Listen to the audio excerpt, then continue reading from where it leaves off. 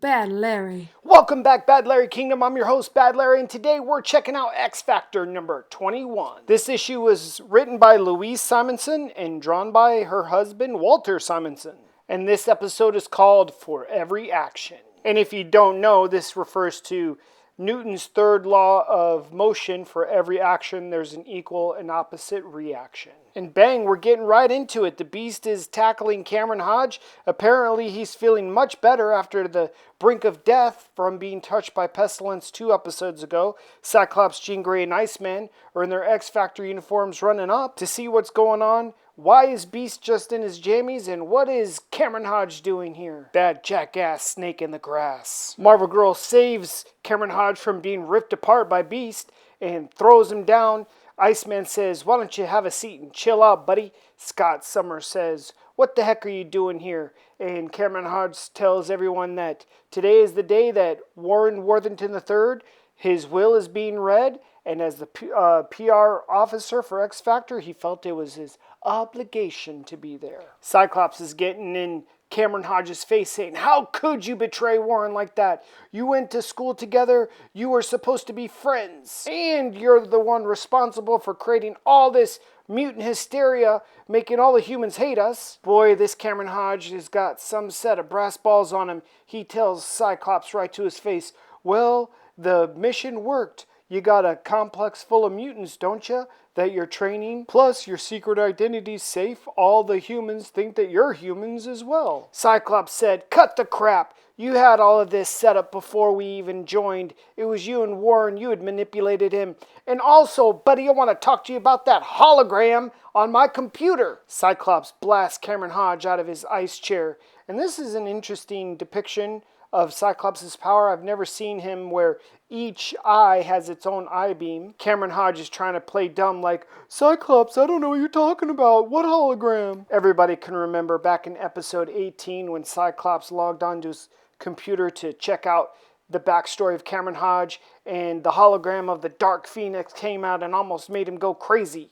Well, they're about to go back to that computer with Cameron Hodge in tow. First of all, can we all agree that the way that Beast is standing on that chair is a little suspect? Anyhow, Cyclops logs into his computer and miraculously, the Phoenix hologram is gone. Cameron Hodge smugly says, "Oh, no hologram?" Cyclops says, "It doesn't matter. We all know that you're a giant jackass snake in the grass piece of crap." Cameron Hodge dismisses Cyclops and says, "It's in the best interest of Warren's memory for everybody to show up in their X Factor uniform."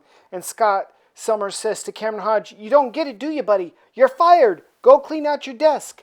And lastly, what is with Cameron Hodge's gigantic eyeglasses? I've never seen eyeglasses so big on a person. He looks absolutely ridiculous with those eyeglasses. Caliban pops out and asks Cyclops why the shouting, and then he tells Cyclops that he really feels useless. He has no physical power. His power is to detect mutants, but he's not a great fighter. He has no offense. He needs to get more power. He wants revenge for all the people that killed his Morlock family. He feels helpless, and that's what he feels like wound up killing the angel.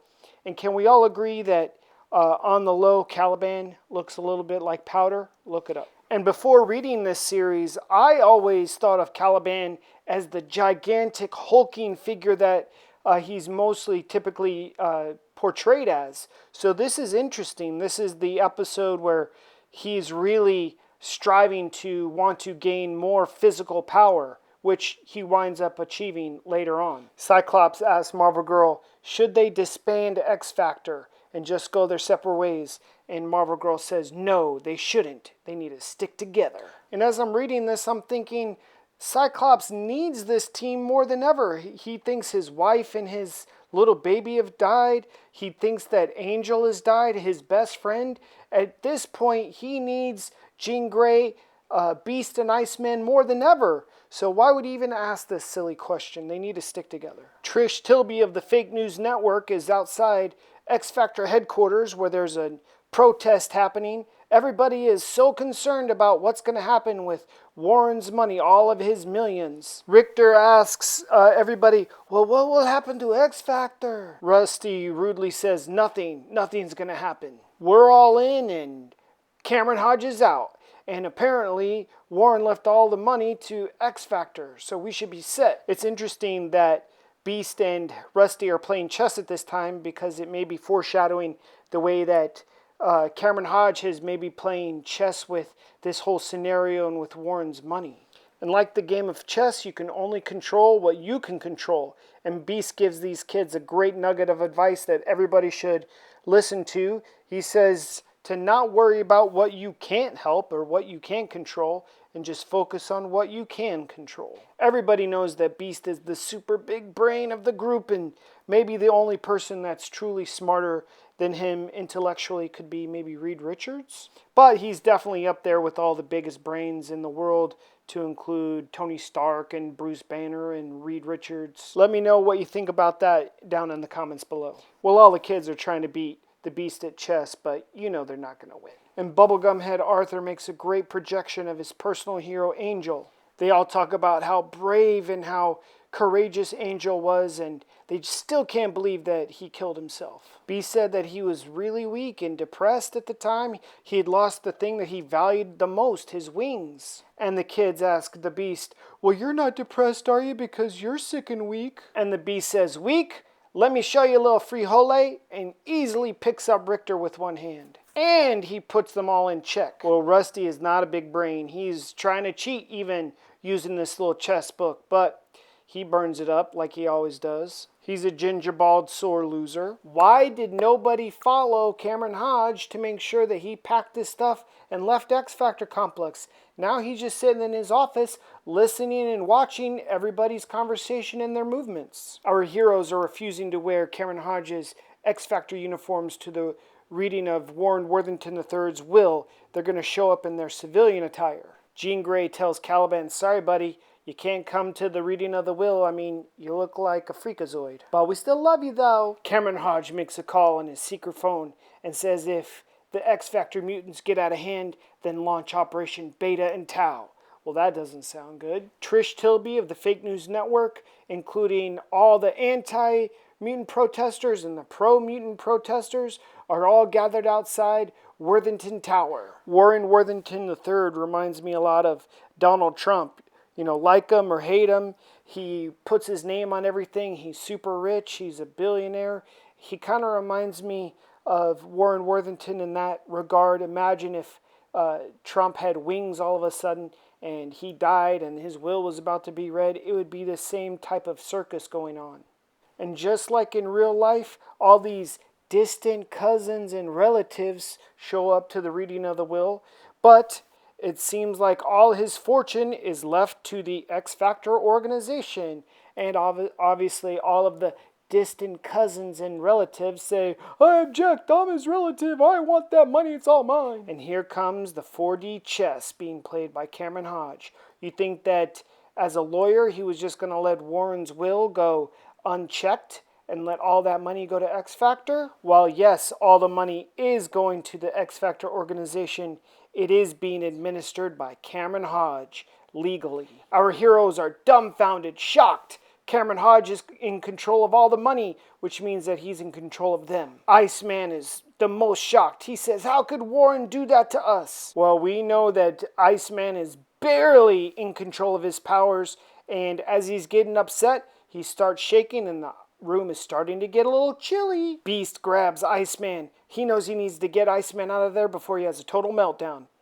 You get it? Iceman, meltdown? Iceman says, F this, I'm quitting. Beast tells Iceman, chill out, you're not quitting. Cyclops tells Cameron Hodge, yeah, you may have won this, you little smug bastard, but we're not going to keep doing this anti-mutant hysteria scheme any longer. We'll see what's what. Now the world knows that Warren Worthington's fortune is being operated and controlled by Cameron Hodge of the X Factor organization. Trish Tilby of the Fake News Network has been doing some actual investigative reporting and is about to tell Beast some damning evidence about Cameron Hodge. Trish Tilby is about to tell Beast that in a clandestine and secret fashion, Cameron Hodge was the one in control of Warren Worthington III's competency hearing, which found that Warren wasn't competent enough to make his own decisions, which meant that Cameron Hodge was ultimately responsible for getting Angel's wings cut off, which meant that he was ultimately responsible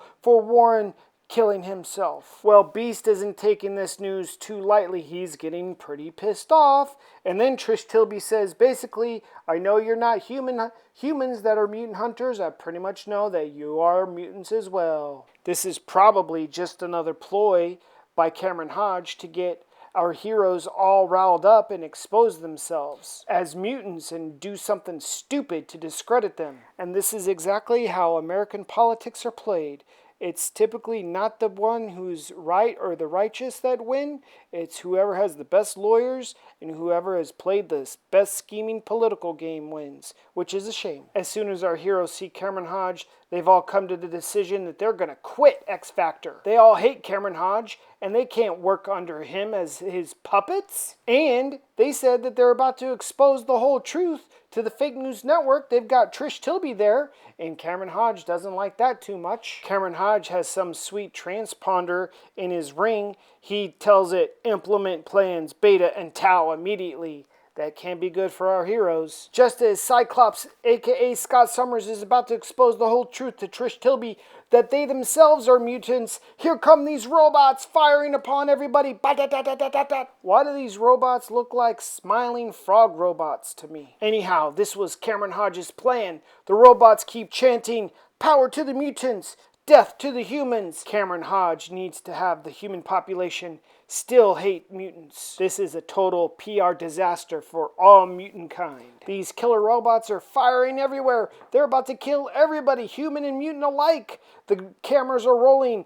If our heroes do anything, they can be exposed as mutants. What are they going to do? Well, people are dying, so our heroes jump into action. Marvel Girl throws up a telekinetic shield, which is protecting some from these bullets. Beast grabs Trish Tilby, who's clearly been shot and severely injured. And Iceman says, forget it, I'm letting it all hang out. He goes full Iceman and is starting to protect everybody with an ice shield. He says, secret identities be damned. People need help. I have the power to help, and I'm gonna help. The green robot enemies see that the bullets are bouncing off Marvel Girl's telekinetic shield, so they're about to switch to bazookas. Cyclops says he's about to blast these things to smithereens, but Marvel Girl says no.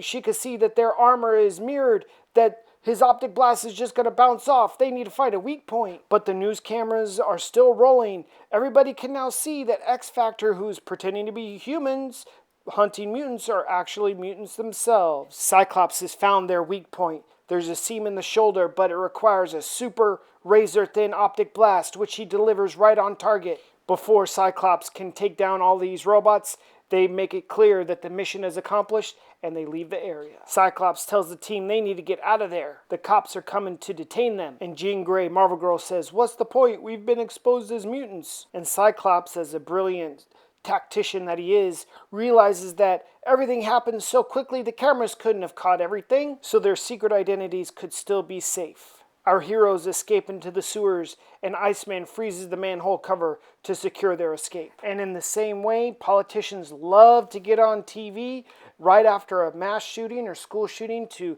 warn the people about how dangerous guns are and how we need gun control. The dead bodies are still warm, but Cameron Hodge wastes no time getting in front of the cameras of the fake news network. He tells the human population, just look at all the dead bodies and destruction. These mutants are a menace. They're too dangerous. They need to be controlled or even eliminated. And now that Cameron Hodge is in full control of Warren Worthington III's gigantic fortune, who is going to stop him? Can our heroes even stop him? High above Manhattan, there's a floating fortress that is invisible to the naked eye as well as to radar. Sits Apocalypse with his gorilla-looking ass, laughing hysterically. Has finally completed his genetic alteration of Angel into Archangel and has now called him his fourth horseman of the apocalypse, Death. But tells him that he has to learn how to use his new wings and his new power. As well as the rest of the world, Apocalypse is also watching Cameron Hodge on TV, totally fear-mongering, telling the human population they need to trust no one, that they can't trust their neighbors or their friends. Anybody could be a mutant, and they need to be totally afraid of mutants. And Apocalypse is just fine with all of this because he wants to kill all of the humans anyway, and even some of the weak mutants. And now with Cameron Hodge having access to unlimited funds and access to the news spewing anti-mutant hysteria, and Apocalypse wanting war with the humans, there could be a definite war between human and mutants on the horizon. Our X Factor kids have also watched this travesty occur live on TV and realized that our X Factor heroes are going to be coming through the sewers back to X Factor Complex and need to be at the gate ready to welcome them home. Well, beep bop boop, it's not our X Factor heroes, but the evil robots looking to kill all of our X Factor kids. Everyone, please like this video, hit the subscribe button, and do not miss the next episode, which is going to be on Monday, episode number 22, called If I Should Die, which we're going to see the return of Boom Boom. The evil human group called the Right makes their next move, and the young X Factor kids learn the real meaning of terror. Thanks everybody for watching my video, and remember, no video tomorrow on Sunday, but I'll see you back on Monday.